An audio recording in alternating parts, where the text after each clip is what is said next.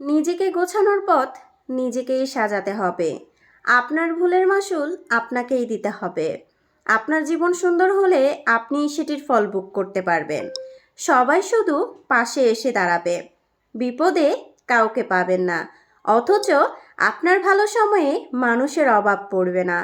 তাই যত বেশি সম্ভব নিজের পথকে নিজে বাছাই করে নিজে সবসময় নিজের সাজানো জীবনটাকে উপভোগ করতে শিখুন। অন্যের উপর নির্ভরশীল হবেন না।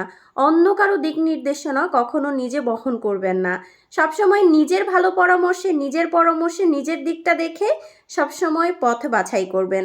এমন কোনো কিছু কখনোই ডিসিশন নেবেন না যেটার জন্য আপনাকে পরবর্তীতে অনেক বেশি আফসোস করতে হয়।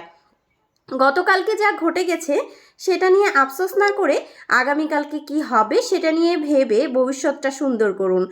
যত বেশি আপনি আপনাকে নিয়ে ভাববেন তত বেশি আপনার ডিপ্রেশন কমে যাবে, অনেক বেশি হেল্পফুল থাকবেন। নিজের জন্য নিজে বাঁচতে হবে। অন্যের দিক নির্দেশনায় যদি বেঁচে থাকেন তাহলে অন্যের দিক নির্দেশনায় ভুল বেশি হবে, আফসোস বেশি করবেন। তাই নিজে যখন ভালো থাকার কোনো পথ না খুঁজে পাবেন তখন উপরওয়ালার কাছে খুব বেশি ধৈর্য চাইবেন এবং খুব বেশি তওবা কাটবেন। তাহলে দেখবেন ভালো রাখার রাস্তা এবং ভালো থাকারও রাস্তা আপনি ঠিকই খুঁজে পেয়ে গেছেন।